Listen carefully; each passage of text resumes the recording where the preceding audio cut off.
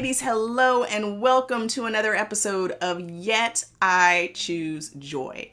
My name is Jamila. I am an encourager, and I'm the founder of Loved and Blessed, and I am super excited to introduce you to my guest today. I'm going to be speaking to Ruthenna Porterfield. I can't even sum up in words how amazing this woman is. I'm actually just going to read something to you from her bio, just to give you a little bit of a taste of our conversation today, because I don't think I could sum it up any better than what she has said here. So, Ruthenna Porterfield thought she knew who God was. She learned about him from church pulpits and family traditions. Live by his standards. Tell him what you want. He'll give you what you need. And that's what she did, hoping for a better life. Then God decided to show himself personally and authentically. What she saw caused her to question everything she knew about him. At 16 years old, Ruthenna became the primary caregiver for her cancer-stricken grandfather and brain-damaged mother, who barely remembered her daughter's name. Dreams shattered. Prayers seemed unanswered. Confusion moved in where confidence once lived. Questions plagued Ruthenna's mind, until one day she decided to write God a letter. Those 2 pages in an old homework notebook were the beginning of a lifelong relationship. Over time, she fell deeply in love with a God she never imagined. Woo! All right. So if you read the title of this chat, we are going to be talking about making fasting personal. And between her actual story and her testimony and her experience in fasting and her personal testimony of what it's done for her life, I think you are going to be greatly encouraged. Whether you have never fasted before and just want to know a little bit more about it, whether you want to go deeper in your fasting and grow closer to God, or whether you just want to hear a good old chat and find out more about her and about what we do at Loved and Blessed, I hope that you will stay tuned and enjoy this chat and this episode of Yet I Choose Joy. I am so excited to be talking to you. Yeah. Okay, so first of all, although I feel like I know you, I've realized that I'm not sure if I actually pronounce your name correctly. Pronounce your name for me. You said it right. Ruthenna. Ruthenna. Okay. Because I say it that way, but then I'm like, wait a minute, am I putting my own, accent in the wrong place? No, I appreciate you asking and checking. Yeah. Because I have one of those names where people make assumptions. Yeah. And I'm so grateful to have someone assume correctly. It is Ruthenna. Yes. Awesome. I know I always have to tell people that my name is Jamila and it rhymes with tequila, because that's the only way that I get the right pronunciation, because sometimes people call me Jamila for some reason, which or Jamilia, and I'm like, there's not 2. Where'd the extra I come from? They add syllables. It's insane. It's crazy. All right, well, let's get into our chat, because I could go on for like 3 hours because I have so many different questions. So maybe this will be part 1. But so first of all, okay, I want you to introduce yourself to the community, because I know you've been in the community for a long time, but it was so funny. I was looking at, I've been following you for a while on Instagram and everywhere else. And then my brain was like, wait, how did we even connect? Because I don't remember how we initially connected.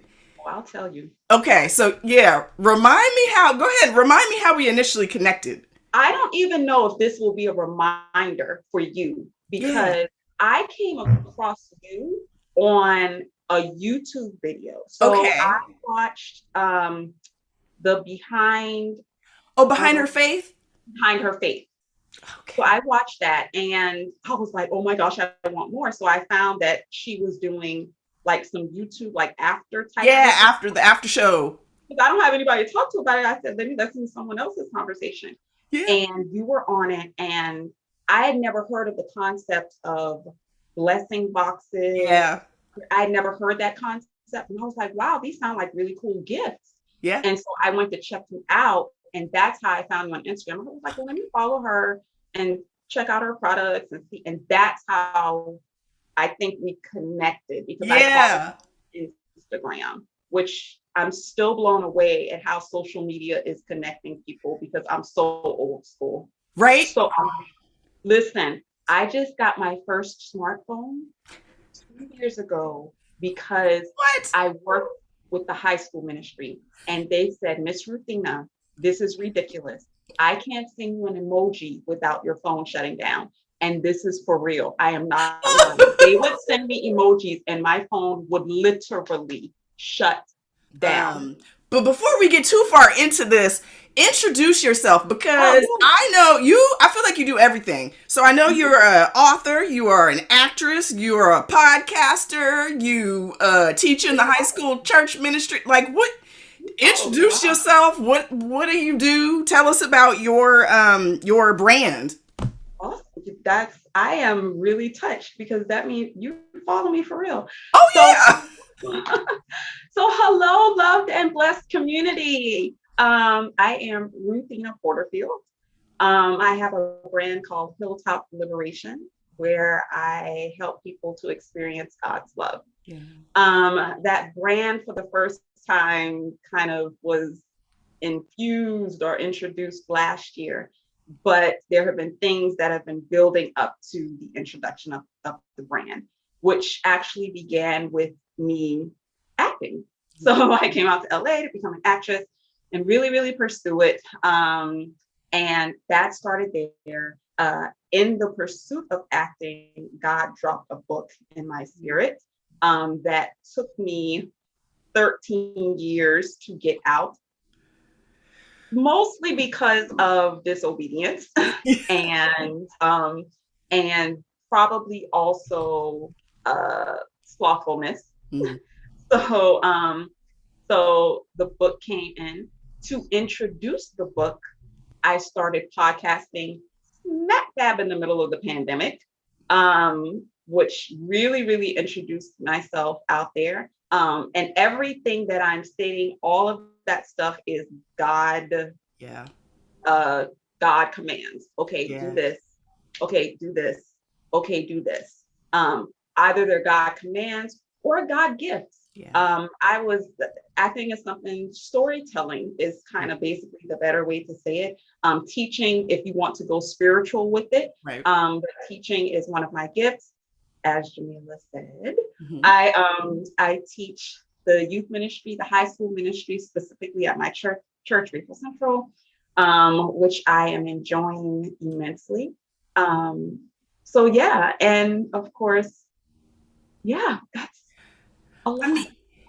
Tell me a little bit more about your book, because I want to hear a little bit more about the book and your story, because I know parts of your story because I've been following you with your book launch and everything else. So I want to hear, but I want you to share a little bit, of your story and kind of, what you share in the book and what it's about. But I also want you to share a little bit about this 13-year journey to writing this book, because I can imagine that in that journey, there were times where maybe you wanted to give up or you felt a little discouraged or whatever. And so I know a lot of ladies have dreams on their hearts. And so I'd just love to hear, tell us about the book, but tell us also about kind of that journey to it actually being published. I see a copy of it right there. Yes. Motion. Yes, of course. No, so the book is called Liberated from the Hill, and Liberated from the Hill is a play off of words. I was born and raised in North Charleston, South Carolina, in the oldest Black neighborhood in the state. And the name of that neighborhood is Liberty Hill. It is a neighborhood that was founded by 4 freed Black men. My family is one of the first families to establish the neighborhood. That's who I descend from. The awesome thing about that neighborhood is that every Black person in that neighborhood can trace their descendants back to someone who bought land in that neighborhood in 1871. Oh, I just got chills. I got chills. That's amazing. I mean, there's Yeah. so many of us that can't trace ourselves back to anywhere after a certain Right. point. So that's awesome.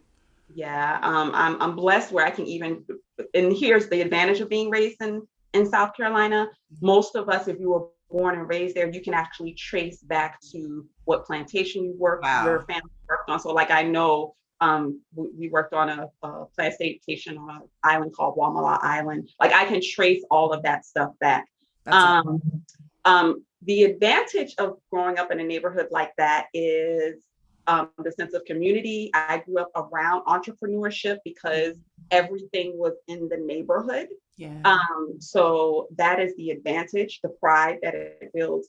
The disadvantage would probably be the time that I grew up in, because I grew up in the 80s and 90s, smack dab in the middle of the crack epidemic.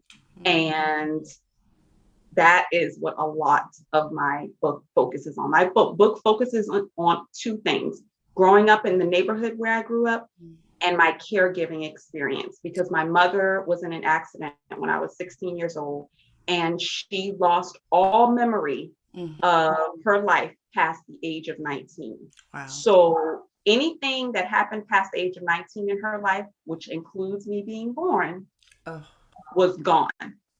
And because my brother had just been sentenced to a 25-year term, and my grandfather got sick, the only person to take care of her and him was me as a junior and senior in high school. Oh, wow.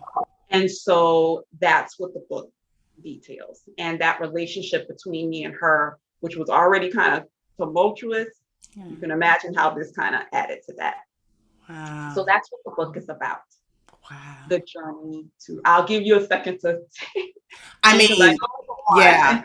And of course, I've read your bio, and like I said, I've definitely been following you along as you've been, preparing to launch the book, and then when the book launched, and so I've had bits and pieces. I still need to get my copy of the book, but like there's so many.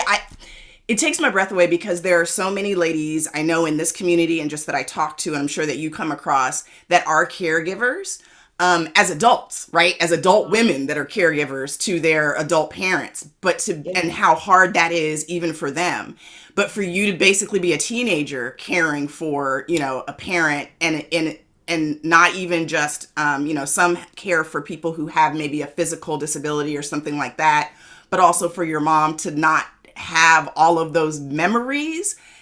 That I can't even put into words how hard that must have been. Obviously, there's a whole book that's birthed from that experience. So, but just the fact that having gone through that, the fortitude that's probably given you to do something like take 13 years to, to write this book, and probably the emotional, drain of not even just the experience, but putting it out on paper. Right. Having to remember things that I had put away. Yeah. Forever. Like I thought were just put away forever. Having to face things and be honest with myself about some feelings and some things that I did. Handling the situation. It was funny. And this kind of goes into part of your question as to the 13-year journey. I remember the day I started writing the book. It was literally 4th of July weekend in 2008. Wow. And I was on vacation from corporate America. Last job that God ever told me to have, last regular full-time job that God ever told me to have. So I was on a week vacation. Usually I would go home, but God was like, "Nah, I need you to stay in LA for this week." I'm like, okay. I have nothing to do, because I really am a Southern girl. I wanted to go home. And I remember sitting at the table. Now, up until this point, people were constantly saying, "Oh my gosh, Ruthenna, you need to write a book," because we would talk. And a lot of people hear this. They'll be telling stories of their life, and someone will say, "Oh my gosh, you should write a book." Or they'll say, "I could write a book," right? This particular week, I'm sitting at this huge table, and God was like, "Okay, let's start writing." And I'm like, okay. And I actually enjoy writing. I mean, I'm kind of an essay type writer. I actually blog as well. I was gonna say, you got a blog too. I forgot about that. I blog, and so I enjoy writing. And I was like, cool, let's start writing. And because one specific person had said, oh my gosh, Ruthenna, you need to write about this. When I started writing about this, and it was specifically my kindergarten graduation and something, and I'm not going to give the book away, but some stuff that happened when I was 5. Wow. And it's literally, I think it's the first chapter. I think it's like the first chapter. And so I was like, okay, so let's write. And so within 3 days, I had the first chapter of the book written, done. Wow. And I was like, oh my gosh, this is cool. Later on, but I still wasn't thinking full book yet. I was just like, okay, this is great. We're going to go somewhere with this. A couple weeks later, I started working on it some more. And then life happened. Life happened. And which is because it's so much that happened. And I don't want us to get too far sidetracked to talk about. But I will say this, I lost my job. I lost my job. And I went through this period where I was just ticked at God because I wanted to go home. And God was like, no, you're staying here. And so at that point, the book was like, bump whatever you want. No, I want to go home. And he wouldn't let me go home. So part of my rebellious teenager, that's my rebellious teenager with him type, rebellious child type thing with him is, well, fine, I'm not going to do anything. I'm not writing a book. I'm not acting. I'm not doing anything. And so I went through that phase. And so that's how the years began to add up. Right. And then my mother died. And I had to go home to bury her. And it was not a wake-up call. It was a divided type feeling of, well, I already kind of buried my mother in my mind because I separate mama and mother. My mama is before the accident, that woman. My mother is the person who she was afterwards, the face of my mama. And so I had already buried her in my mind. So when I went home to lay her body to rest, it brought up all these feelings. So I came back to LA and started writing. Wow. And when I started writing, I knocked out a solid, several chapters. I mean, just boom, boom, boom, boom. I mean, it was pouring out. And of course it was pouring out because it's fresh now, right? Yeah. I just got back from the scene of the crime. Right. And so it's pouring out. And then life happens again. And I did not rebel or get mad at God. It was, well, I don't know what else to do. Like, I just kind of tossed it to the side. I don't know what else to do. And so I'm focusing on all this stuff. And time happens. And please understand, and I pray that anyone who's watching this, who has a vision on their mind, who has a book in their spirit, has a dream that they put aside, please understand that God hasn't forgotten that dream. Yes. He hasn't forgotten that assignment. He hasn't forgotten the vision or the promise that he's given you. I don't care how much time has passed by. There is a verse, and I think it's Isaiah 14:24. Whatever I have sworn shall come to pass, and my purpose shall stand. Yes. So whatever it is that he's given you, I don't care how much time has gone by, it's gonna come to pass, right? So life happens, and I put it to the side. And a few years ago, before the pandemic, God started saying, I need you to finish this book this year. I need you to finish. And so a year went by and I didn't finish it. And the next year, God was like, I need you to finish this book. I don't know what you do. I need you to finish this book. And I'm like, cool. And so I would write some, and no. And so get this, let me tell you how God deal with me. And I'm going to be very, very transparent. So about 11 years ago, I got a car I shouldn't have gotten, right? Like, I can literally tell you how during the test drive, God was literally saying, I did not tell you to get this car. What are you doing? Driving to the bank to get the down payment. But you're looking so nice. It's brand new, the smell. And No so, judgment. I've done that with a purse.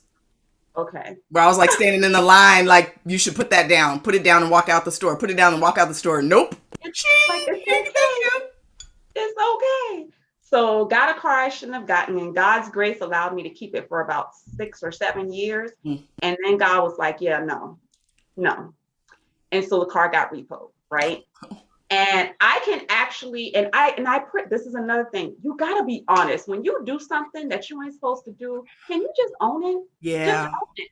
I got a car that God told me not to get, and it got repoed. It's okay.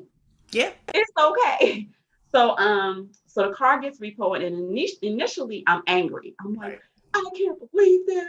You shouldn't have done this. And I went within a week, I think it was like 3 or 4 days after the car was repoed, I was so angry with God. I was like, I need to hear from, we got to talk, because this is not about a repo. Something's up. I need to hear from you. So I'm going to fast. So I stayed, and I was like, turn the phone off. I literally turned my phone off, turned the television off.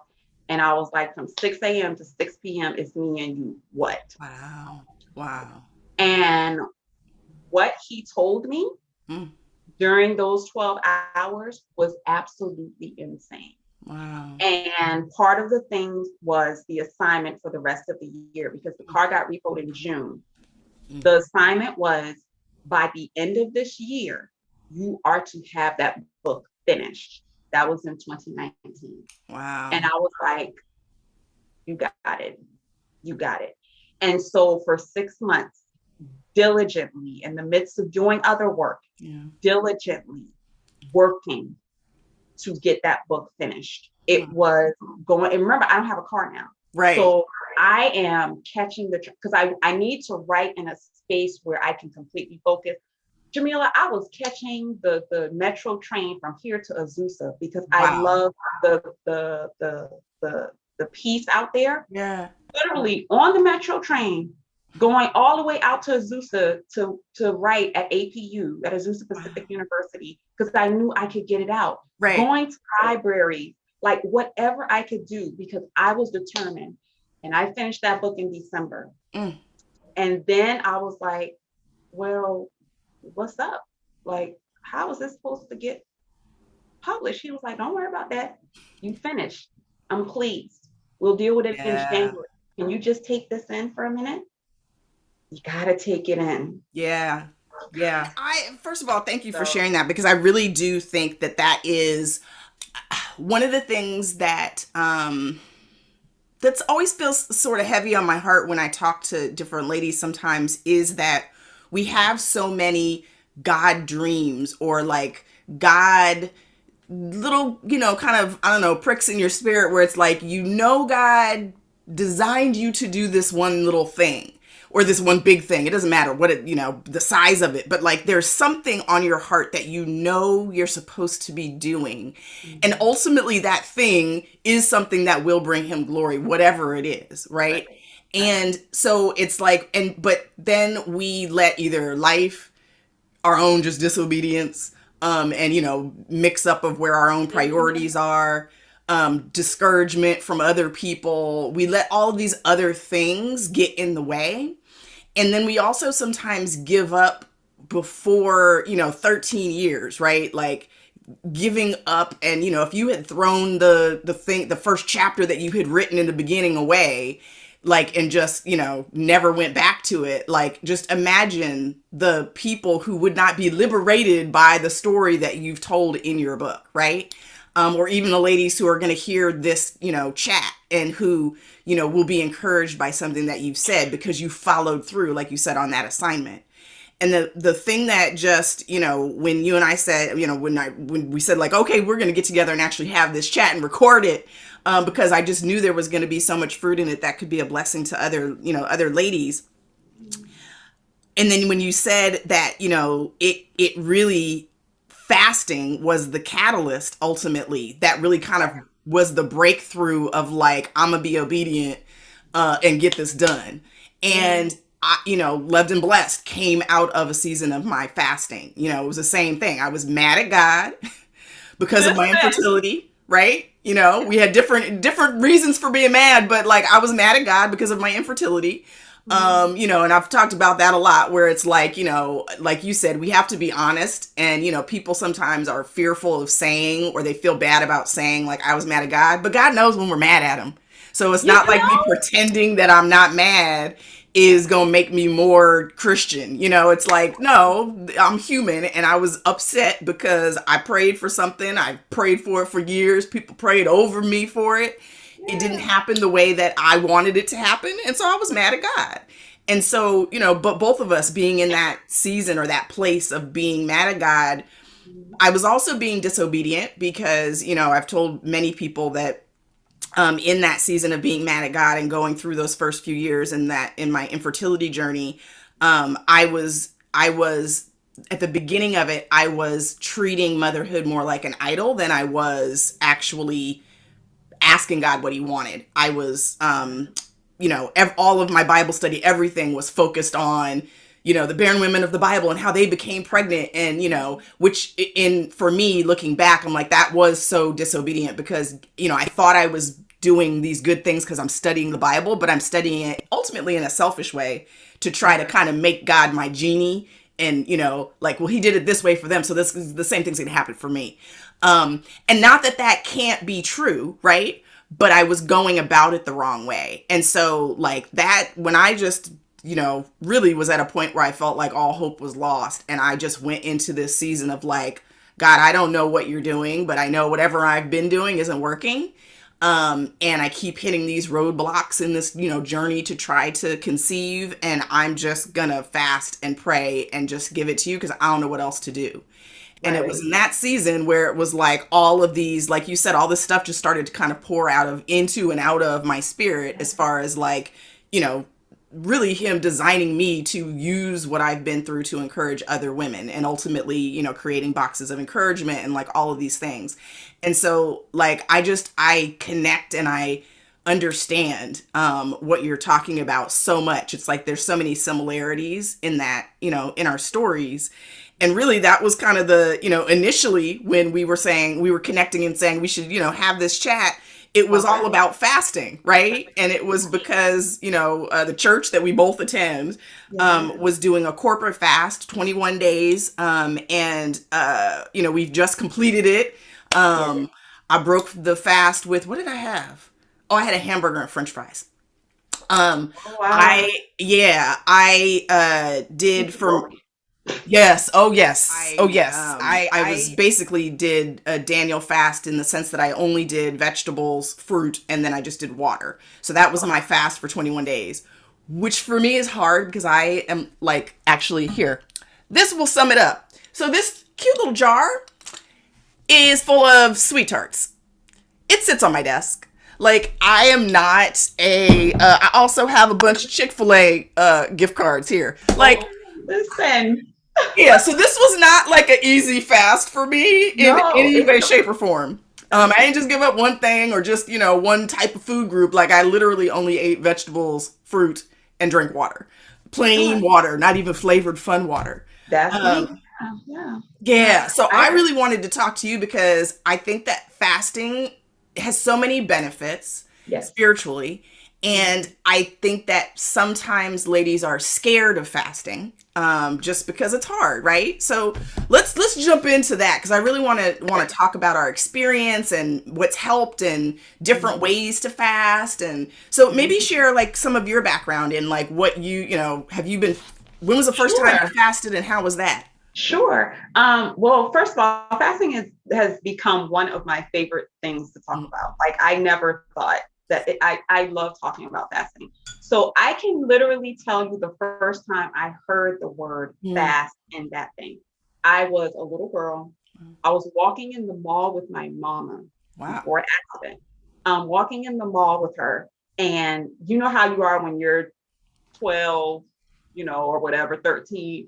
Mama, can we go to Burger King? Mama, can we go to the store? Mama, can we do this? Mama, can we do that? And I'm begging her, or can we go? I don't know where I wanted to go after, but I wanted to go somewhere after. And she kept saying no, and she kept saying no. And finally I asked her, can we please? And I remember her looking at me and whispering. She didn't even say it in a regular tone. She looked at me and she whispered, she said, well, I'm on a fast. Wow. And I remember the feeling. I had no idea completely what it meant, but I knew it was something serious. Yeah. Right. And so clearly my spirit was ignited at that point. It was like, okay, what does that mean? And I didn't even ask her what it meant. I just knew it was something. So fast forward, we go to a church, and we join a new ministry after because I was born and raised in the Pentecostal Holiness denomination. And if you know anything about them, they stay in church till 3 or 4. My mother was like, listen, my dad was raised in the holiness. Yeah. Yeah. So, but my mother waited until my grandmother passed because my grandmother was there. And as soon as my grandmother passed, she was like, okay, we're out of here. And so we joined a church. And that was the first time fasting became a thing where it was in the church. Right. And so I didn't fast then. I was a teenager, but I wanted to understand. I've always been a person that never did something because someone told me. I always wanted to understand it first and research and all of that, even since I was little. And so no internet, there's no internet, but my mama had a commentary, an old Bible commentary, and I looked up the word fast. And the commentary led me to Isaiah 58, which is kind of known as the fasting chapter. Remember, I'm like teenager at this point. And I'm reading through and it says how, it's to break the yoke and all of this stuff. And I'm like, okay, so that's okay. It still wasn't kind of clicking. I just always been fascinated. It just still wasn't clicking. And so I start hearing all the stories. And so I tried it one time. I honestly don't remember the first time I fasted. I remember I did it, but it didn't seem like anything. It just, because I was doing it probably because a church was doing it or something. Right. It just, I was like, what's the point of this? Like, I don't get it. And then God led me to do a fast for my birthday when I was 21. Wow. 21 years old. It was going to be a 7-day fast. And the way he did it was, he said, I just want you to build. So like the first day I fasted for 3 hours, like eat nothing, drink nothing. And second day, it was like, it just built until the day before my birthday, I fasted for a full 24 hours. Yeah. Right. And I remember, and I wrote down like, okay, this is what happened that day. Cause I've always written letters to God since I was younger. And part of the letter was, okay, today, this is what happened, yada, yada, yada. Read some Bible scriptures and stuff. And I just remember feeling closer to him. Nothing spectacular happened. Right. Nothing. I didn't get a new car, a new house, or, nothing. All I remember is just feeling closer to him. And I was cool with that. Yeah. I was cool with that because now it wasn't just church. Yeah. It was personal. Yes. And I was like, okay, this is cool. And that's what began my fasting journey. But my fasting journey has been a journey because I still wanted to understand what else is in it. Yes. Right? What is it for? Why did you tell these people in the Bible to do it? Or did you tell them to do it? Right? Yeah. I mean, there's no, people talk about the fast that Esther did. God didn't necessarily tell her to tell her. She just knew that this was something that not just her, but the entire Jewish nation needed to do. You see what I'm saying? Yeah. And so I started doing research, and I'll say the next big thing that happened in my fasting journey was a fast from 2016, the Daniel fast from Faithful Central of 2016. Yeah. And I had kind of stopped like fasting kind of up until that point. I really didn't do the Daniel fast with everyone because I've never, like I said, I'm not into doing stuff just because everybody else is doing it. It has to be personal. And so I said, okay, I'm gonna do it this time. I'm gonna do it. And God was like, oh, you want to do it for real? And I was like, yeah, I want to do it. And he's like, okay, so this is how we're gonna do it. This is what he told me to do, Jamila. Oh no. And not only are you not gonna eat meat, sweets, and I already don't drink. Right. But you're not watching any secular television. You don't understand what that does to me. I cannot really even explain to you. Yeah. Like television was my second parent. Like I can't, yeah. He was like, yeah, no secular television whatsoever at all. So you about to be watching TV and Hillsong had just dropped their network. That's what you about to watch. That's what you're about to watch. That's it. And I'm like, okay. So he took that out. He said, this isn't just, I don't want you eating anything unnatural. Anything. If it comes out of a box, it doesn't go inside your body. Yeah. I was like, hold up, what does that mean? That means that if it comes out of a box, it doesn't go in your body. Right. So he led me to some books about, fasting, the real Daniel fast. I call it the real Daniel fast, like the real Daniel fast, like how he did it and stuff. He gave me one word for that fast, and it was consecration. Mm-hmm. And he said, I need you to look and learn about what consecration is. Yeah. And so for 21 days, I did the Daniel fast, but I did it with a focus on understanding consecration. Yeah. And when I began to understand how that links with fasting and what the purpose of it is, it was like, ding, okay, this is what it is. And I continue to learn. Yeah. When I tell you it changed what fasting looks like for me now, and understanding the concept, it really kind of helped it helped me to choose when to fast, to understand that it's not like a big event. Do you know what I mean? Like people, and I get it, and everyone's in different stages. So please, as I say this, don't take it as me saying it in judgment. We're all grown, right? Yeah. But I think people are in this stage of you fast for something. Right. You get something. Right. And that's not necessarily what fasting is really about. Right. It's not trading with God. Like, I'm going to do this, so you'll do that. Yeah, no, it's not. That's not how it works. Right. This is about getting something manifested in the natural that has already occurred in the spiritual. That's what it's about. It's about getting past your unbelief so that you can depend. I just did a whole series teaching my high school ministry to understand that it is getting yourself to depend on your spirit and not your flesh. Yes. Because we are spiritual beings first. Yep. And we're having a human experience. Yes. So if you think about yourself as a spirit first, then your priority should be to feed your spirit first. As much as you feed your body, you should be feeding your spirit.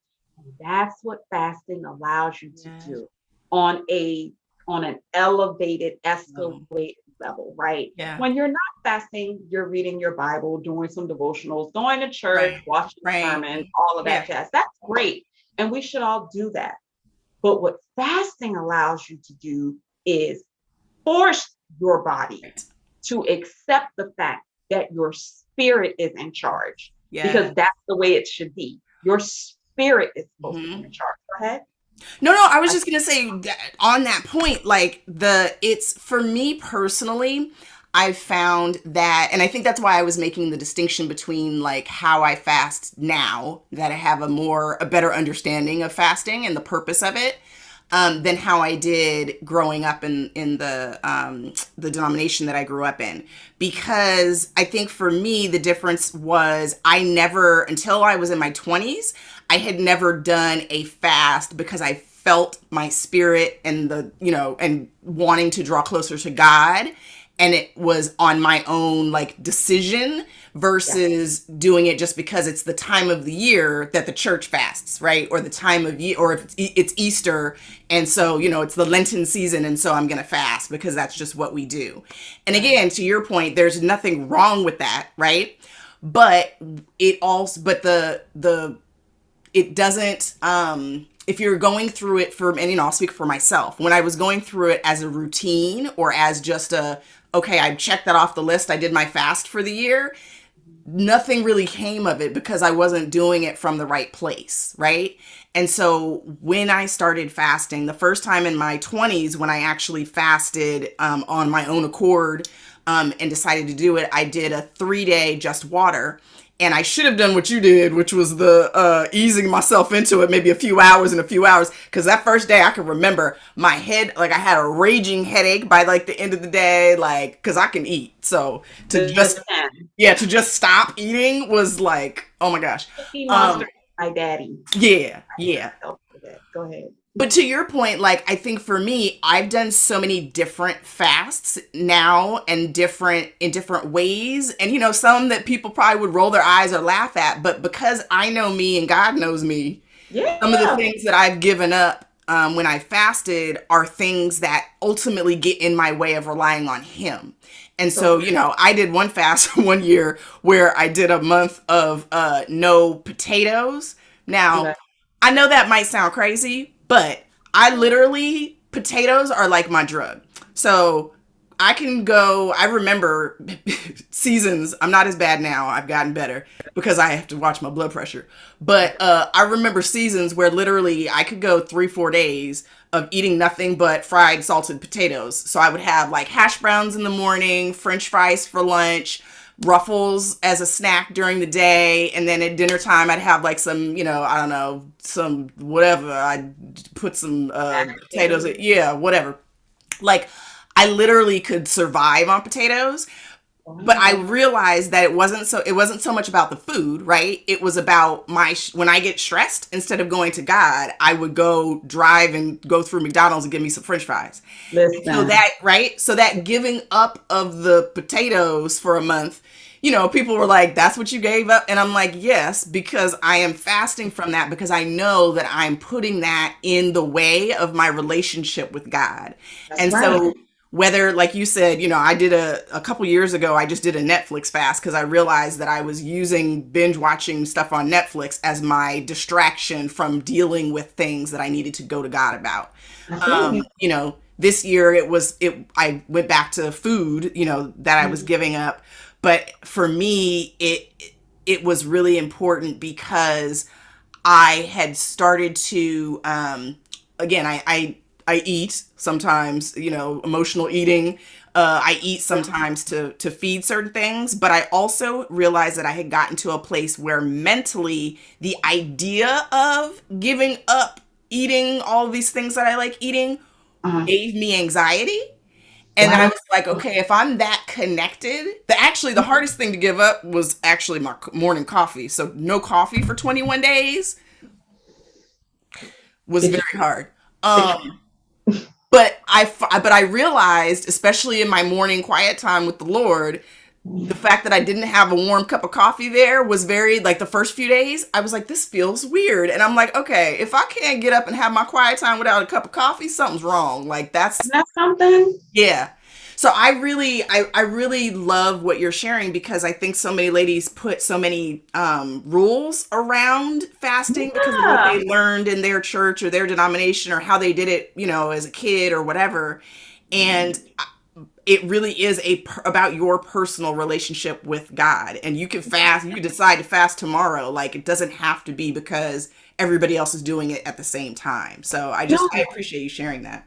No, it is. It is so personal. It is so something between just you and Him. Yeah. God knows you better than you know yourself, and He definitely knows you than anyone who's going to be judging what you fast. Yes. So love everybody else. Exactly. This is about what's best for you and your spirit and your relationship with God. Listen, I have fasted from YouTube because me and YouTube have a very unhealthy relationship.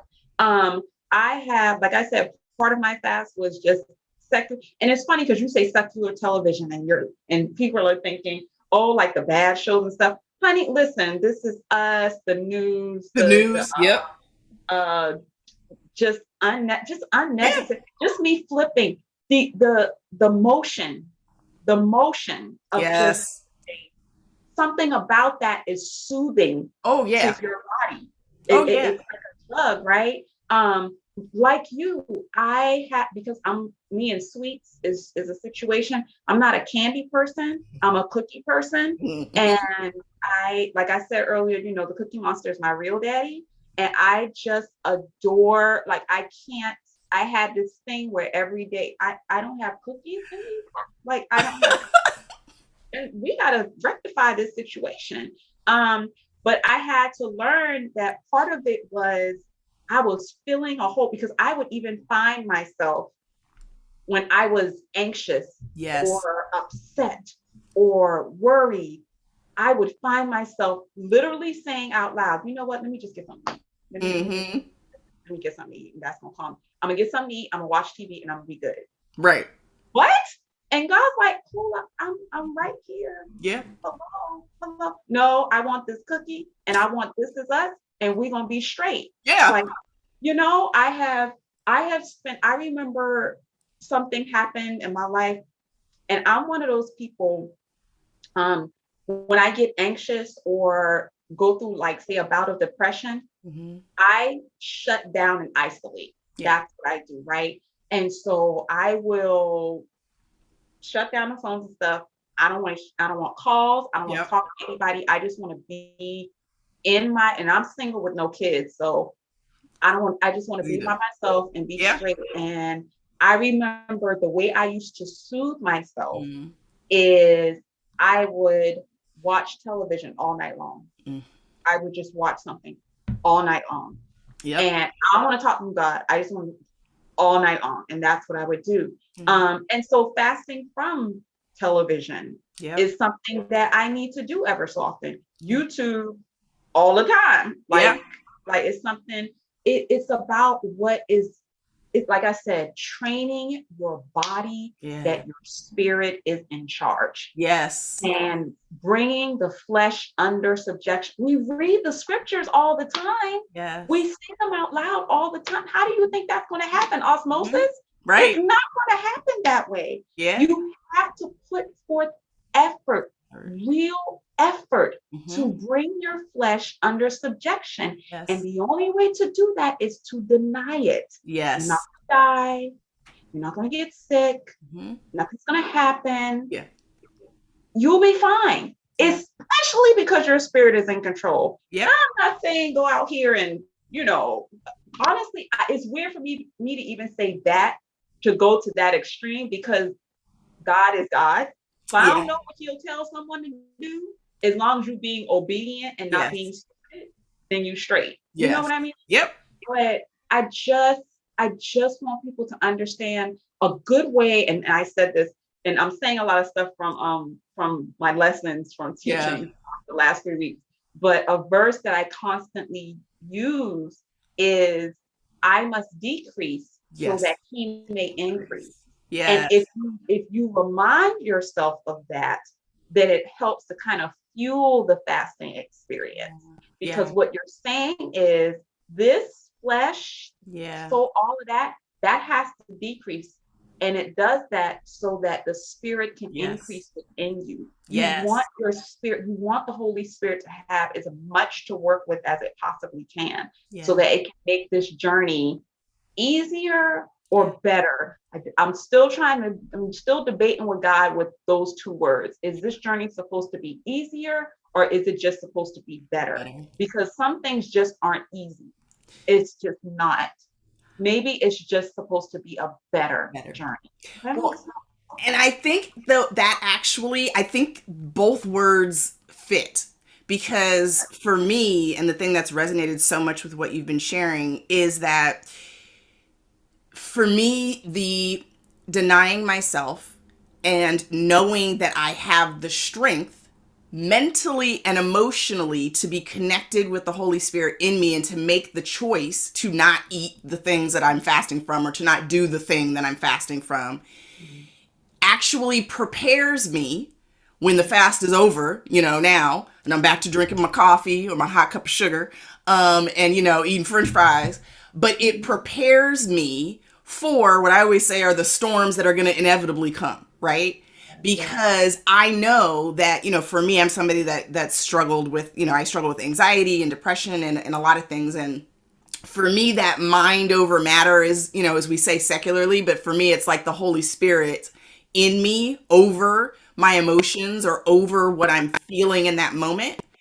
And I think fasting is one of the ways that I strengthen that ability to be able to choose joy or choose to do something else instead of letting myself or allowing myself to, think negative thoughts or to get so discouraged that I stop something that I know is an assignment that God told me to do. Mm-hmm. And so that muscle that we kind of exercise when we're fasting, that mental ability of like, nope, the Holy Spirit is in me, Lord, by your power, I am not going to do this thing because that's what I've committed to you during this fast. And that's what I know I can do by your strength. Right. That I carry on with me after the fast. Right. And I think for me doing, whether it's 3-day fast or 10-day fast or 21-day fast, whatever, people do, I think it's that knowing that you're doing it to draw closer to him, to understand his power within you, and then continuing to apply that power after the fast is over. I wanted you to give us some tips, because I know, you're teaching the high school students about this. And I think sometimes when we have these conversations, one of the things I loved about our Loved and Blessed community is there are ladies in here who've been a Christian for 24 hours and ladies in who have been, Christians their whole lives, and ladies who've been in Christians for 2 years, and, all over the spectrum. We're all at different places in our journey. But the point is that we're all sisters in Christ and growing in our love of him and in our love of each other. And so I always, want to share some tips that might even seem simple, but like, if somebody's never fasted before, or, they've tried, but they've struggled, what are maybe some tips that you share with your students that kind of help them get started? Sure. First of all, I came prepared. Good. Okay. First of all, number one, start where you are. Don't go out here talking about, I'm going to fast for 24 hours. I'm not going to eat anything or drink anything. Listen, when Jesus fasted for 40 days in the desert, even he drank water. Yeah. So don't put all of these expectations on yourself based on what you've seen, what you've heard, what you watched or observed. Yeah. So that's, just take that off the table, right? So that's number one. So if you need to start with a 3-hour fast, right, then start there. It's okay. Yeah. That might be a teachable moment for you, because you will learn that, oh my gosh, 3 hours, I can't go with this. We need to talk. Yeah. Those 3 hours can be quite powerful. So start where you are. That's number one. Yeah. Number two, I really think, please, Gospel of John, chapter 3, verse 30. I must decrease so that he may increase. Allow that, especially if this is if you're starting for the first time. I really, really stress that verse for fasting starting off, because that is your purpose for fasting. Yes. I think that is, people will give you fasting chapters, Isaiah 58 or Esther's fast or Daniel fast and all that. Let's stay basic. Yeah. Yeah. You are fasting so that you can decrease and so that God may increase. And if you keep that in mind, not fasting for a car, right, not even fasting for my family or fasting for, no, because here's the thing. You can fast for your family all you want to, but if you don't have no power within yourself to handle the situation, then that fast is of no, amen, or nothing. So this is about your spirit increasing and your flesh decreasing. So use that from there. That's number two. Let's talk some practical stuff, right? So I have here my fasting journal. Yes. That I use. It's my fasting journal. Can you see that? It's pretty. Mine's really boring. This is the one I used. This is the one I used for this fast. It was boring, but it was sitting here in the house. So. This has grapes on it, so I was like, oh, that's cute. That is cute. So go to the dollar store, get yourself a notebook. Yep. And start, right? So here's what I do. For my fasting journal, I write the dates that I'm fasting. I write what the fast is. And this might get a little, what do you call it, eschatological or right. Theological or whatever. But generally, there are kind of three fasts. There is the total fast. There's the total fast, which is no food, no water. There's a standard fast, which is not eating, but drinking water. Then there's the partial fast, which is a Daniel fast or fasting from YouTube, or like those are your general things. My preference for new fasters is to do a partial fast. And there's no more power in one thing than the other. Right. Okay. It really isn't. Just to kind of train, remember, you're training your flesh. Yeah. You're training your flesh. If you were training for a marathon and you had never run it before, you would not get out here and run 5 miles on your first day of training. You start slow, right? So that's what I would suggest. So I always write in my journal the dates and what type of fast it is. So, or what I'm fasting from, right? So I would write that in there. Then I write whatever scripture comes to mind or whatever.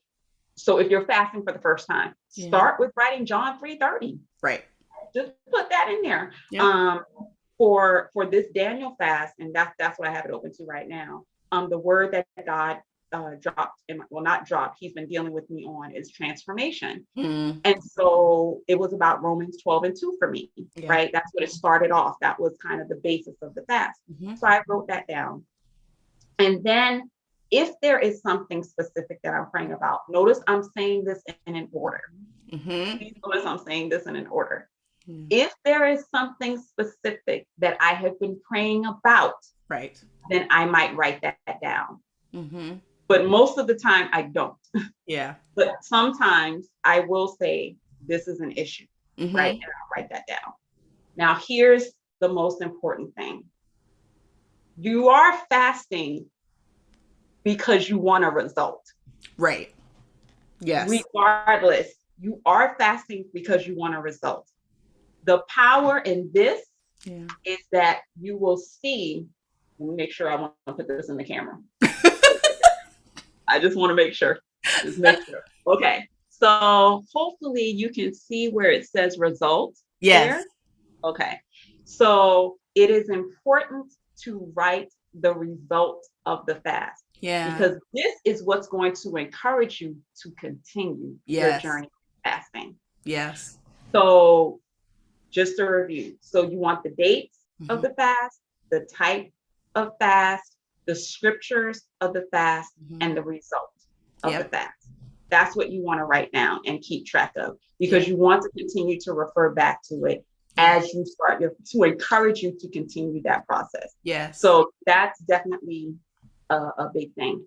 Fasting and prayer go together. You can't fast without prayer. Because remember, the point is you're increasing your spirit. Well, your spirit comes from God, so you got to talk to the person what it's about, right?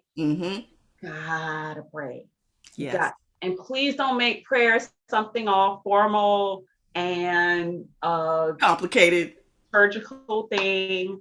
It's not that deep. If you are fasting all day and you got to be at work for 8 hours of that day, then that means, like, I'm at my computer now. That means I'm like, I'm gonna try to do this and hopefully this will make sense. So I'm typing this report now. Like, you are at your desk dealing with talking to him about whatever it is. Like, it's that simple. It's that simple. Talk to him throughout the day. Yep. And also try your best to set aside some time if it's only for a day, whatever, set aside some time specifically just for him. Even if you are in a marriage and you don't set aside time for the person that you're married to, then that marriage will begin to fall apart scene by scene, thread by thread. Give God, even if it's just 5 minutes. I started off with that, y'all. I started off with saying, okay, God, 5 minutes of the day, I will give you 5 minutes of just worship. I'm not asking for anything. If it's me reading a song, if it is me listening to a song, if it's me on 5 minutes. Set aside some time to hear whatever it is he has to say to you. Which is kind of the point of fasting in the first place. Right. So set aside some time uninterrupted between you and him so that you could write the result of the fast. So I hope that provides some, that's tips. Yeah. No. Oh, wait, say that again?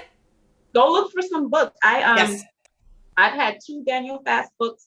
One of them I gave away. I wish I had still had it, but it's one of my favorites. And then I have like this one, shout out Black History Month, Black authors. There you go. I have this one. It's a Daniel fast book. Go online and get some books to help you in your journey. But start with the book of your own, your fasting journal. Yes, I love that. I did the same thing. I have this is the one that I did for this fast. And what was funny was I also think too is before you even start the fast, be prepared to show yourself some grace, but also to listen more than you are talking. So you should be praying to God, but also listening for him, because I found myself on this particular fast. Like I said, I got this book. Part of the reason why I got a book for this one was because I felt before I started the fast, like the spiritual warfare had already started as soon as I made the decision of this is how I'm going to fast, this is the type of fast I'm going to do. It was immediately like all of these thoughts popping into my head, right? All of these negative things of like, you're not going to be able to do that, or like, oh, but you have this event coming up, you're going to need coffee because you have to be on this podcast, and you're not going to be able to think straight because, right?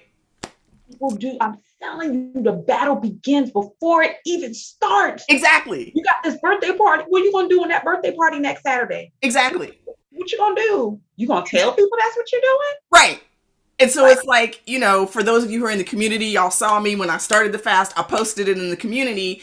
Not because, because the Bible talks about that too. You're not supposed to be fasting to like impress other people and all that.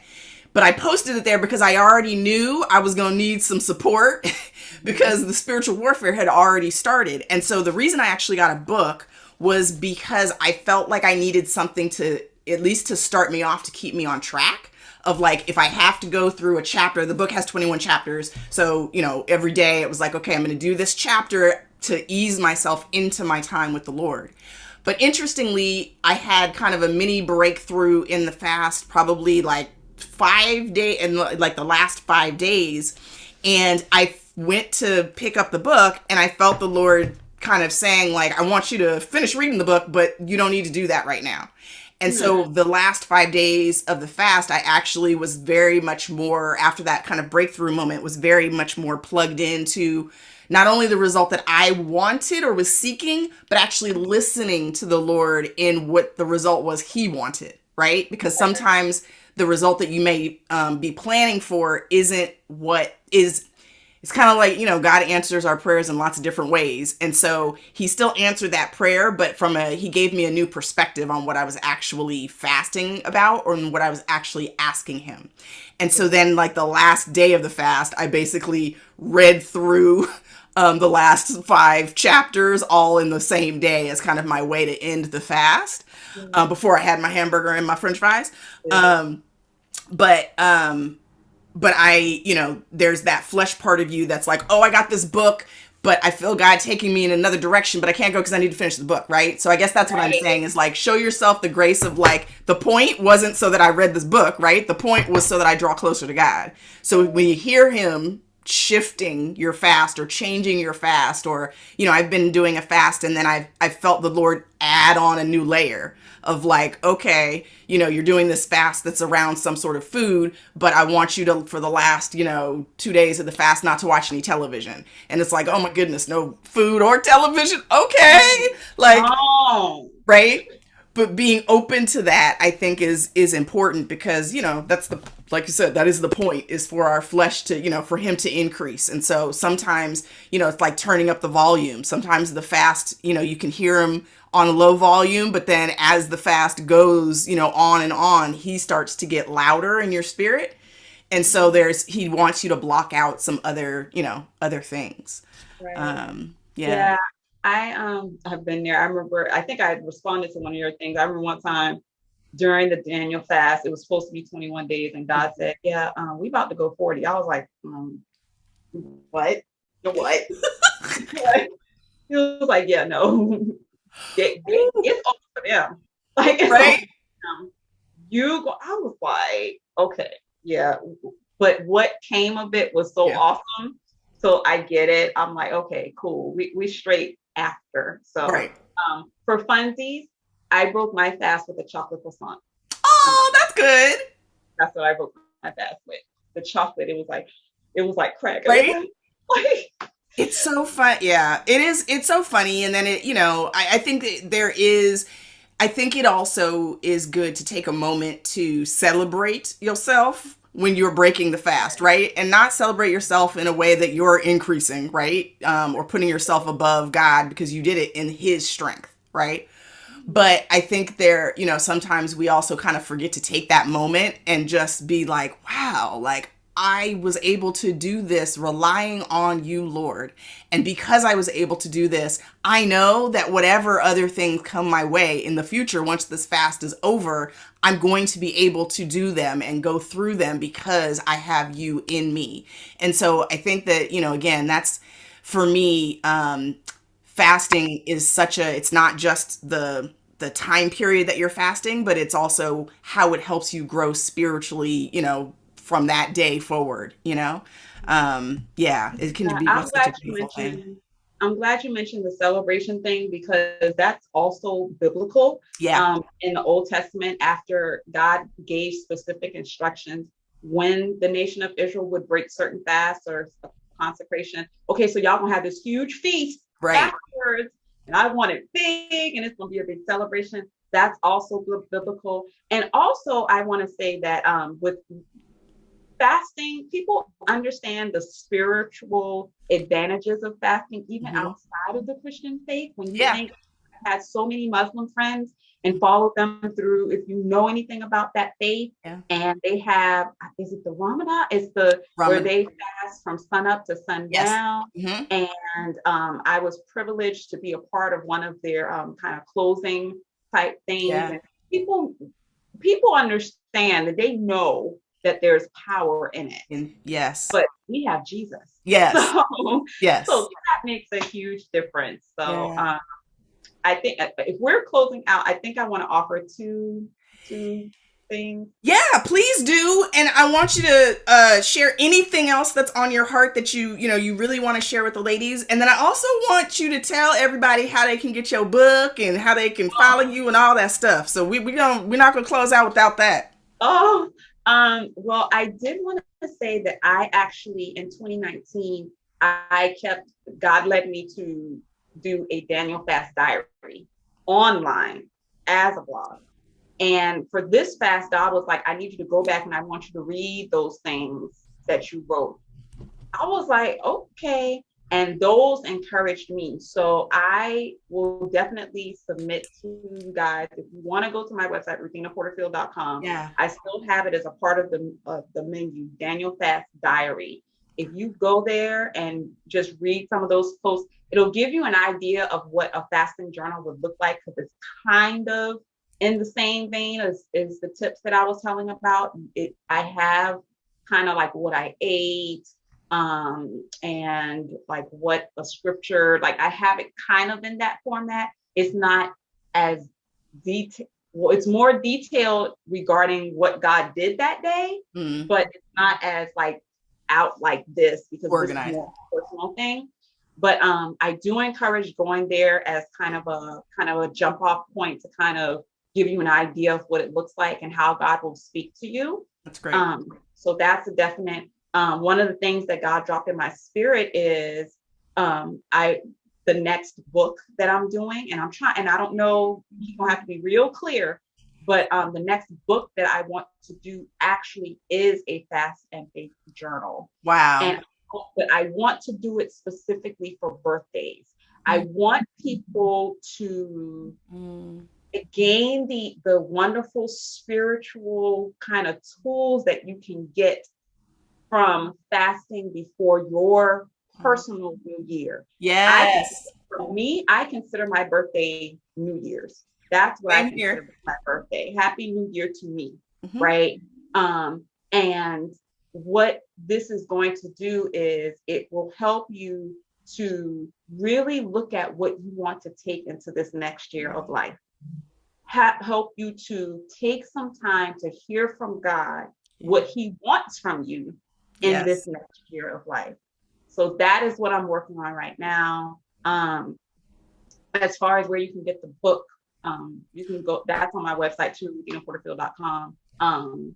So everything is there. As far as here's my prayer, just remember to make it personal, guys. Yeah. Oh gosh. Remember that this is a personal relationship. Yeah. Your relationship is not going to look like anybody else's because God didn't create you like anyone else.